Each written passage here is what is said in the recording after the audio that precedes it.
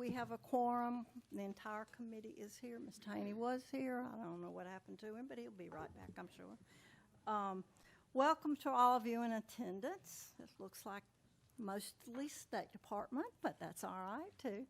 I don't think we have any visitors today. No one has signed up for public comments. So we'll move on with our agenda.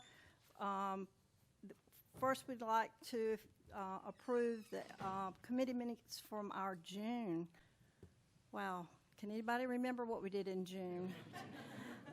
To our June, the minutes from that meeting in June. Is there any objection to us approving the minutes as presented? Hearing none, then the minutes are approved by unanimous consent. Then we talk about the meeting today. Is there any objection to approving the agenda as presented? Hearing none, the agenda is approved for unanimous consent. As I said, we have no visitors that have signed in, so we'll move on with our committee items. For approval this morning, I think we're going to hear from Dr. McLeese for a while this morning. She has several things for us to talk about. First is the national accreditation decisions at the University of South Carolina. That's the upstate, yes, right? The upstate USC. Yes, ma'am. Thank you, ma'am. Sure. Good morning. Happy Tuesday and happy August. All right, so I have the great pleasure of presenting 4 items for you today, and I worked very hard on my remarks to hopefully make them as condensed as possible, understanding your time is precious, and we also have our director, Mary Hipp, who needs to present as well. So to begin with, we have USC Upstate, and you are being asked to affirm their accreditation decision. So let me take you back just a little bit. We have 28 EPPs in the state, so colleges and universities that prepare people to become teachers. We have 28 of them in the state. And all 28 have to go through accreditation. And they can either choose to go through CAPE, C-A-E-P, Council for the Accreditation for Educator Preparation, or they can go through a process that is conducted through the South Carolina Department of Education that mirrors CAPE's process. So all 28 EPPs have to go through this accreditation. It happens every 7 years. USC Upstate had their accreditation visit in December of 2025. And the accreditation visit is a culmination of months, if not years, of planning, writing, data collection, data analysis to show that they are meeting these CAPE standards to prepare educators to become great classroom teachers. So the on-site visit happened in December of 25, and you might be asking yourself, why am I just now finding out about this in August of 26? And the reason is because the CAPE process after the on-site visit, it has to go through the Accreditation Council of CAPE, and that Accreditation Council only meets once a semester. So all the fall 25 site visits that occurred all throughout the U.S. and internationally, because CAPE's domestic and international, all of those site visits were heard by the Accreditation Council in spring of 26. And as soon as we got those materials affirming USC Upstate's accreditation through 2032, we packaged them together to get them in front of you. So that's why you're now seeing them in August. So we are asking you to affirm USC Upstate's accreditation through CAPE through 2032. What questions can I answer? Something when I was reviewing this, our assumption is everything was okay. I mean, can we make that assumption? Yes, ma'am. Okay. Everything was great. They did receive one area for improvement. And an area for improvement is not really anything to be concerned about whatsoever, but it's just a marker for them to kind of keep aware of. And so that way they will address that every year in their annual report that they submit to CAPE, with the idea that by the time for the next 7-year visit in spring of 2032, they fully have addressed that. Yeah. Yes, ma'am. Yeah. Are there any questions for Jessica?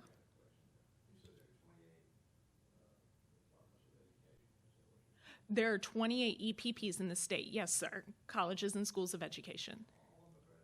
Yes, sir. Yes, sir. Any other questions? No? No. If not, Do I have a motion to approve the National Accreditation Division of the University of South Carolina, USC Upstate? Trent, so move. Haney, second. We have a motion. Is there a second? Haney. Do we have a second? Oh, Mr. Haney. We have a motion and a second. All those in favor of the motion signify by saying aye. Aye. Anyone opposed? The motion carries. Okay, continue. Yes, ma'am. Item number 2 on your docket. So 2, 3, and 4, I also have the great pleasure of presenting to you. These encompass programs. So we just talked about the unit accreditation, and now we're talking about programs within those units. So the first program proposal is coming to you from Clemson University, and it's a brand new program, a Bachelor's of Science in Early Childhood Education and Special Education Multi-Categorical. So candidates in this new program would graduate and be certified to teach either early childhood education or special education multi-categorical. So what happens when a new program proposal comes to our office is we create what we've talked about before, which is an external peer review team. And the same process occurred here. So when Clemson University emailed us this program proposal in March of 2025, we created our external peer review team, except this time we created 2 teams because they are creating a program that will lead to certification in 2 fields. So we created an early childhood education external peer review team and a special education multi-categorical external peer review team. Each teams were independent and they operated concurrently with each other. So they're both looking at the same proposal, but they both come to the floor with different kind of background knowledge. Our early childhood external peer review team, these are faculty members with expertise in early childhood, right? They're familiar with the NACE standards. Our special education multi-categorical faculty members are coming with that special education knowledge. So it's very important that we wanted to make sure this program was addressing both of those kind of certification areas. So we got the proposal in March of 25. We were then able to have both external peer review teams meet to share their feedback of the program proposal, and we were able to give that back to Clemson before summer break of 2025, so about May of 2025.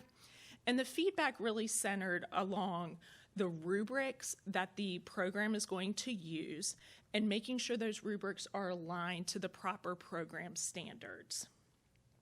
It also, the external peer review team also asked for catalog descriptions of the new courses that were being created.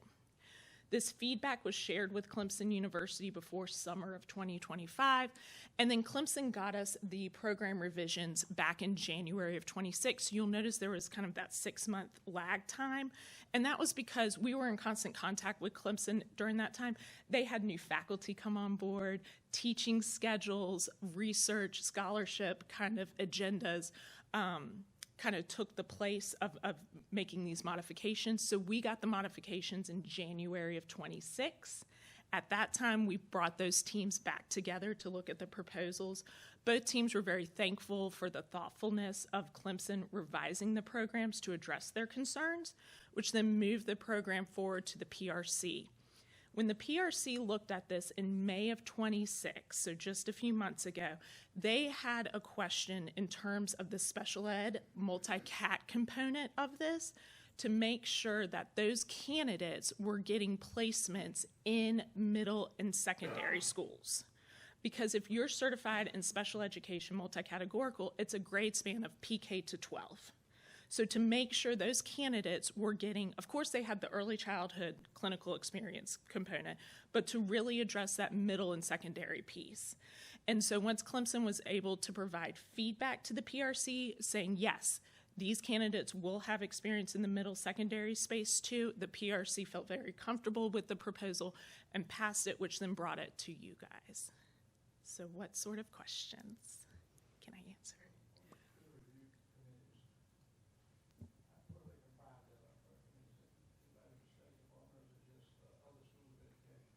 Yes, sir. So the external peer review team, the way we conduct that is whenever we get a new program proposal, we send out a email to deans of all the 28 colleges and universities that operate similar programs. So in this case, if you were a dean who operated an early childhood program or a special education multi-categorical program, you received an email from me asking for volunteers to serve on these committees. So those are primarily faculty members. And then when we get to the PRC is composed of faculty members and also administrators from our EPPs in the state, as well as within the K-12 space or PK-12 space.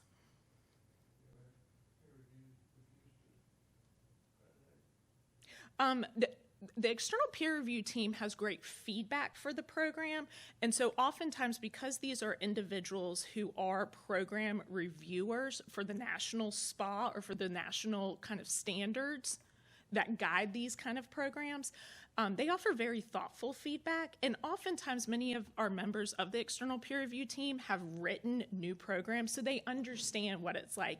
You write something and you think it's great, but someone coming in who doesn't have the background of your EPP, doesn't have the background of your college, they might have questions, right? And that's okay, because that dialogue helps make a better program, which in fact helps our candidates be better prepared to teach our students. I have another question, and it's mainly procedural on the higher ed side. So once they go through and we do the approval, they've made their program changes based on the peer review committee. Does that have to go back to ACAP and to CHE, or are they done? No, ma'am, it does not have to go back through ACAP or CHE. So once for a public EPP, for a public institution, Clemson had to first seek CHE's approval, so it went through ACAP, Cal, and then full CHE before it came to us for the certification components. And really our job, and the job of the external peer review team, is really concerned on that licensing piece, the credentialing piece, and so is really to provide feedback on that. Jessica, question. I mean, my assumption, since it's called New Educator, this is a bachelor's. Yes, ma'am, it's a Bachelor's of Science. So is that extending the amount of student teaching time since it's two very different areas? Are they spending double amount of time, or? They have met all of the requirements. They have chosen to structure their program in a way that will allow candidates to go through in a typical 4-year fashion or more, because they will need to meet those requirements of spending certain times in the settings prior to student teaching and still meeting those student teaching requirements, right? For both early childhood education and special education, multi-categorical. And so this was, it was great learning opportunity for all of us, and really kind of looking through the entire program. Is this our first dual certification? Yes, first dual certification. Other than our middle-level programs, probably. If you would take the middle level programs, some middle level programs do allow for like science and math dual certification, but this is the first in terms of early childhood and special education multi-categorical. Yes. Thank you. A question for you. They're showing enrollment in starting in 2030, 2031 of like 80 students. How does that compare to education at Clemson in general? I mean, you're talking about a school that has 23,000 students, and they're only expecting. Is it going to take a while for this to kind of catch on, or? You know, I think that's a great question. I do think in general, education programs have seen a dip as college admissions have, if you've heard about the enrollment cliff at different colleges. But, you know, I also applaud Clemson for being somewhat reserved on their enrollment numbers, right? Because I think everyone would like to make the mark and perhaps then come forward and say, we exceeded that mark. They do have great partnerships with local school districts, so I do think they have a keen idea of the numbers. But, you know, life happens, right? And so some students may choose not to enroll, or may choose to defer enrollment, or may choose to not claim the major yet. And so I do think that they tried their best. Yeah, yeah. Okay. Thank you. Thank you.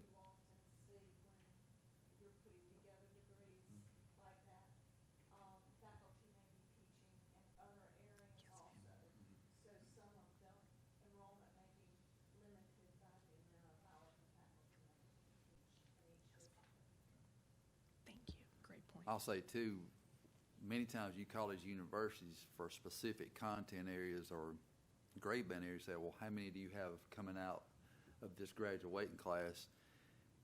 It's easy to hear a 0 or a 1 or just a handful.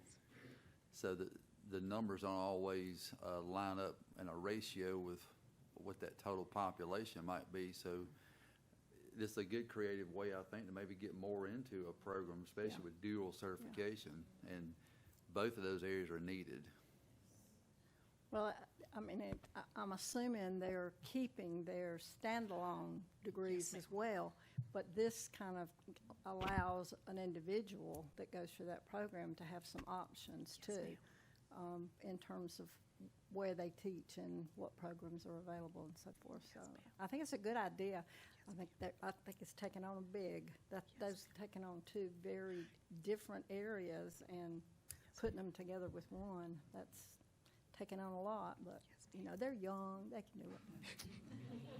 They can do it. They can do it. Any other questions?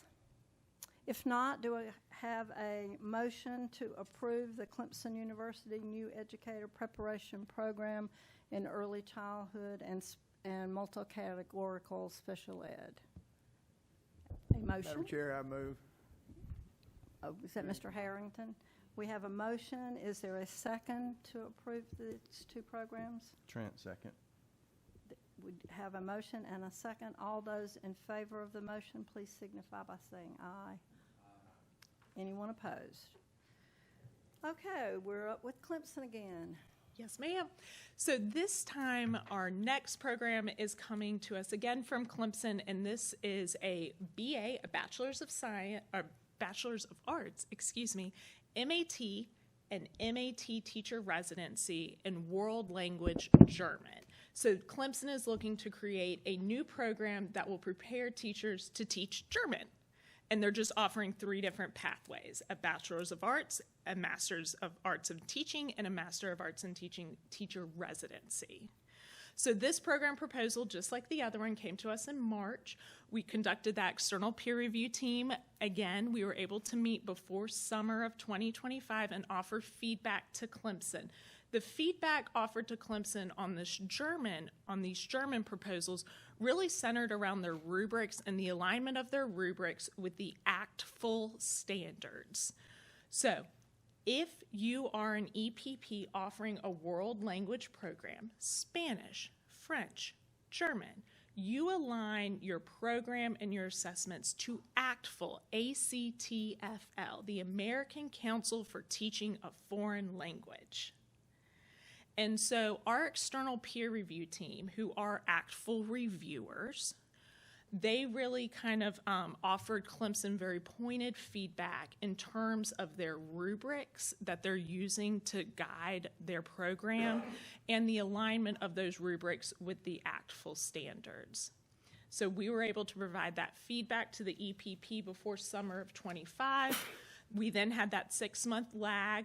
Clemson had new faculty. They had other kind of things going on. And so we didn't receive that revised program proposal until January of 26. At that time, we brought the team back together. The team was very thankful and applauded Clemson for really showing the direct alignment of those rubric indicator rows with the ACT-FUL standards and components. So then the program proposal moved forward to the PRC. The PRC reviewed it in May of 26, passed the program proposal, and that is then what brings it here before you. Questions? Any questions? My assumption is they chose German just because that's completing their world language category. Yes, ma'am. And because of certain partnerships the IHE offers. Right. Yes, ma'am. Yep. No questions? Do I have a motion to approve the teacher education programs in world languages, in particular German. Motion, Haney. We have a motion. Is there a second? Trent, second. All those in favor of the motion, please signify by saying aye. Anyone opposed? The motion carries. And Last for one. her final one, it is back to the University of South Carolina, but this is Aiken. Yes, ma'am. Thank you. And last but certainly not least, we are bringing to you a program modification from USC Aiken.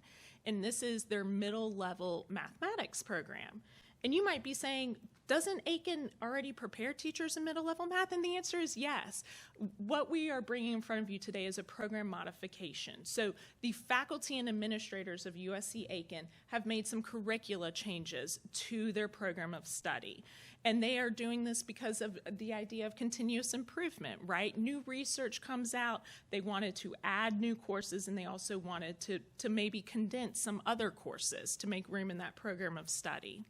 So USC Aiken provided us this new program of study and this new, or I'm sorry, not a new program of study. They provided us the new program proposal in December of 2025.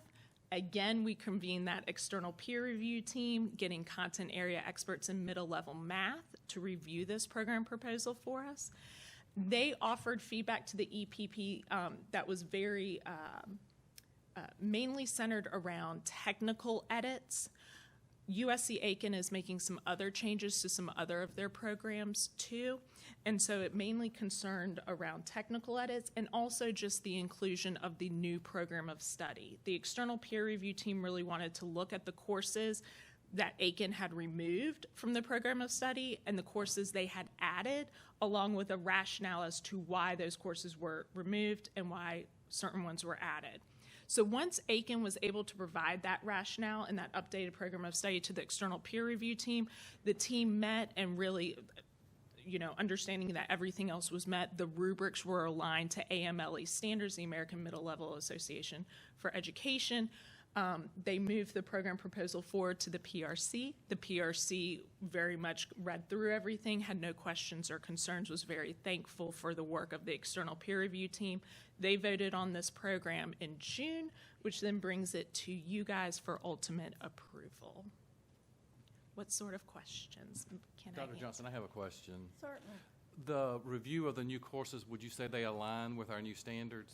Yes, sir. Thank you very much for that point, because one of the kind of feedback from the external peer review team was making sure that when the original program was submitted and it went through CHE, that was kind of as the State Department was moving towards those 2025 new mathematics standards. And so the external peer review team was able to make sure that the EPP knew that these standards had been fully implemented, and that the EPP faculty should be training the candidates in those new standards to properly prepare the students. So thank you for bringing that up. I totally slipped my mind.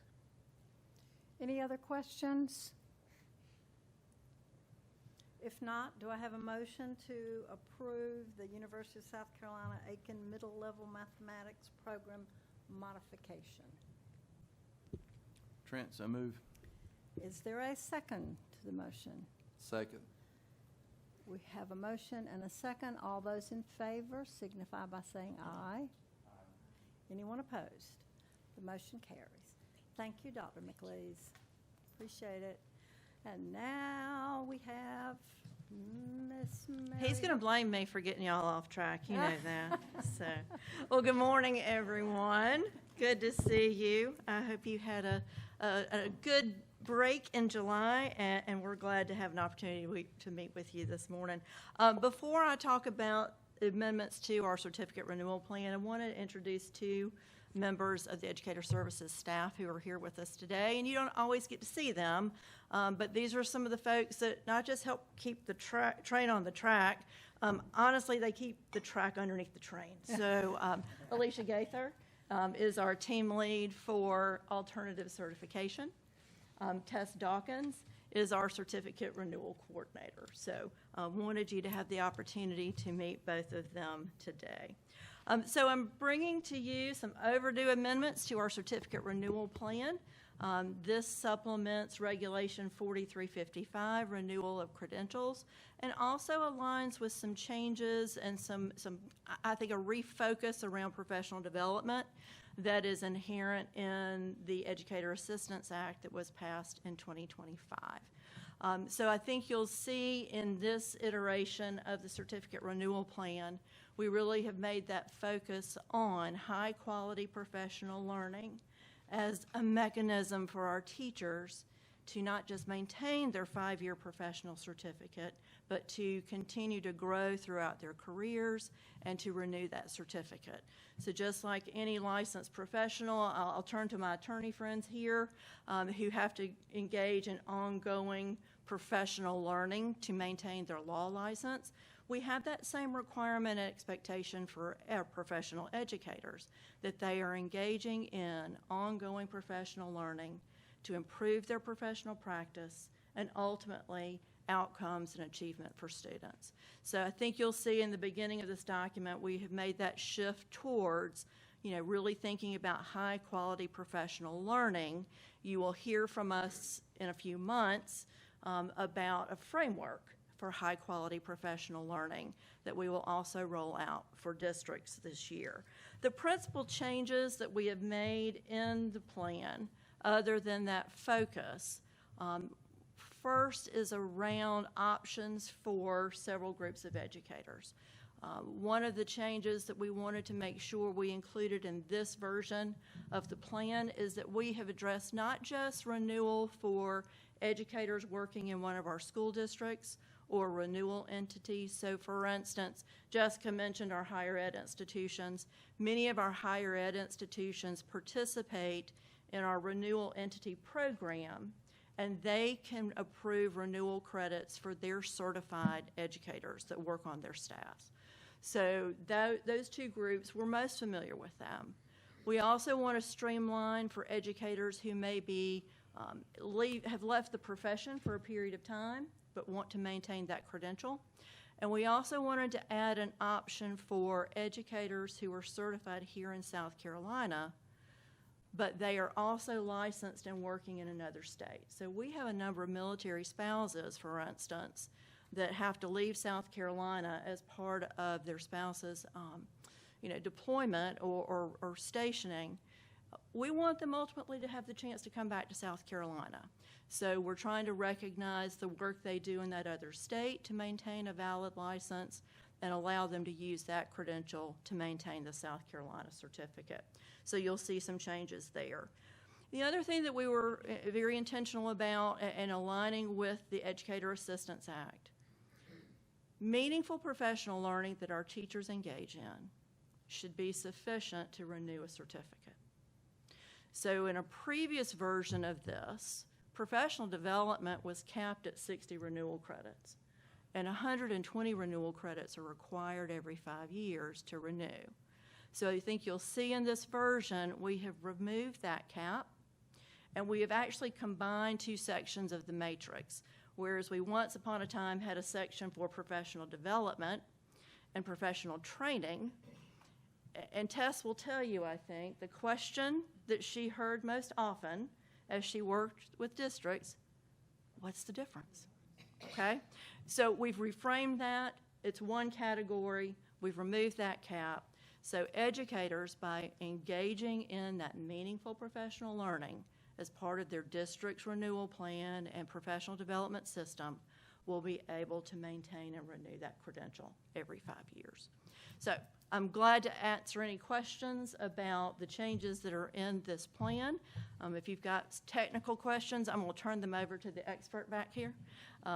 But if you have any questions, we're glad to help you with those.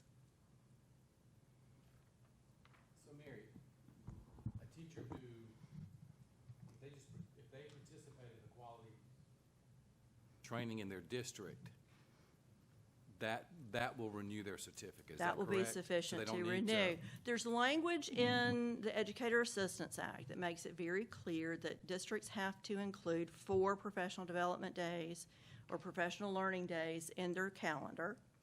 And there's language in the law as well around that professional growth and development plan that teachers engage in every year. And between those two, districts have to offer renewal for that meaningful engagement. Because it's just not about going to, I think, a session that is a one-time event. The focus here and where we see a lot of districts going very thoughtfully is around professional learning communities, more sustained professional learning. Think about letters, for instance. That is not a once and done kind of prospect at all, but the focus has been on that meaningful improvement to instructional practice. It's all part of the district's renewal system, renewal plan, and that will all be eligible for renewal. Thank you. That is great. Yeah. I mean, as that educator that had to keep that little notebook of all those little hours and try to get those 60 hours to equal each one. Yeah.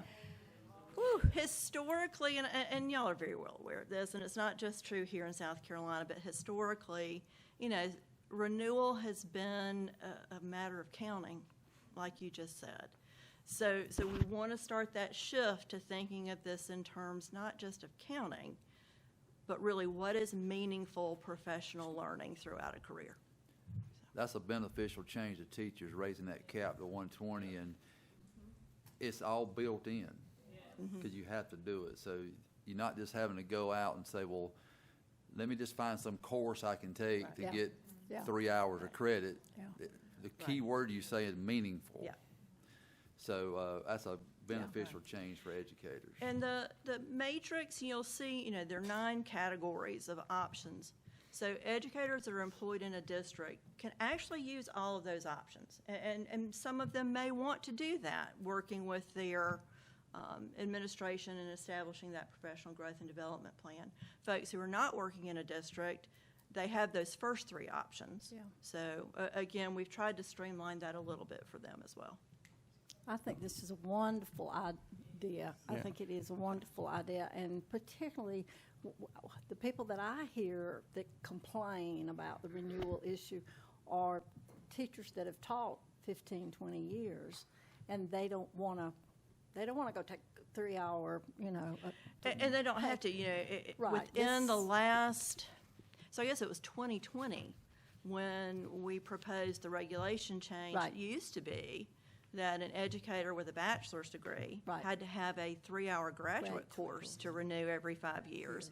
And costly, burdensome, so Right. that was removed. Okay, I see those heads shaking. And Yeah, this is so good. that was a meaningful change. Once upon a time when the first version of this renewal plan was created under Superintendent Tenenbaum's administration well over 20 years ago, the only option folks had prior to that was taking college coursework. Right.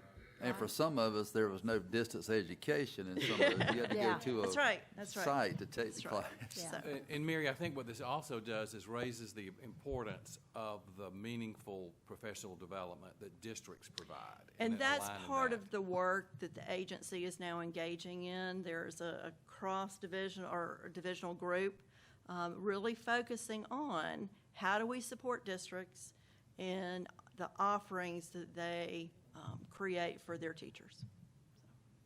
Well, and it's making Kudos. those days at the beginning of the school year very, very useful Yeah. too to teachers, I think so.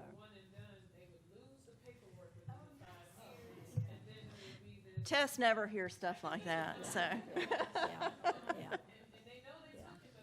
Yeah. This is good. Yeah. So there's going to be some paradigm shift. There's going to be lots of support for districts, and there'll be, we'll do a little hand holding as well. We understand that. Yeah. But we do believe this is the right move for I districts. agree. Have So, districts doesn't been made sound- aware of this? They know it's coming, and they know we've already made some shifts with just the documentation we require within our certification system. But we've been talking with them over the course of the last year. Well, As we've implemented the Educator Assistance Act. I'm sure out there you will be able to hear the cheers throughout the state when that's. I think so too. I don't know if we need a motion, but I guess we better. Sounds like we all agree. This is a good idea. Is there a motion to approve the updates of the South Carolina Certificate Renewal Plan? Motion. Do we have a second? Second, let's do it. We have a motion and a second. All those in favor signify by saying aye. Anyone opposed? We have a question? Somebody have a question? Who made the second? Trip. Always have to have someone close by can. Okay. Thank you. You're welcome. Thank you. We appreciate it very much. We have no items up for information today, so we'll move on. Is there a motion to place the items that we have heard? The 1, 2, 3, 4 from Dr. McLeod's, and then this item that we just heard from Mary Hipp on the consent agenda. Do we have a motion to place that on the consent agenda? Trent, so move. We have a motion. Do we have a second of that motion? Second. We Haney. have a motion and a second. All those in favor of the motion signify by saying aye. Anyone opposed? The motion carries. Is there any other business for us to discuss? I don't have any business, but I Okay. would like to make a comment. As I was reading through the attachments and everything, I have something that's a soapbox.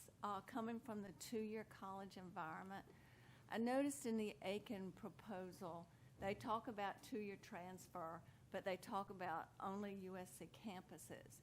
And having been very involved through the years with transfer of students in an education track to the four-year colleges, it's pretty much left up to the individual, very often the individual teacher at the two-year college to establish the relationships and facilitate that transfer. Some do a wonderful job, some don't. And in some it's very difficult for a faculty member even to get foot in the door and talk. But as more and more students do their two-year preparation at the two-year colleges, the tuition is no comparison to what parents have to spend. Free is good. And so if there were some kind of initiative to encourage the four-year colleges to work with the two-year colleges on teacher transfer, I think it's a great opportunity to actually increase students in the profession. Thank you. We appreciate that, Donna. If there is no other business, do I have a motion that we adjourn? Yes? Motion. We have a motion to adjourn. Do we have a second? Second. And a second. All those in favor? Aye. Thank you. Appreciate it.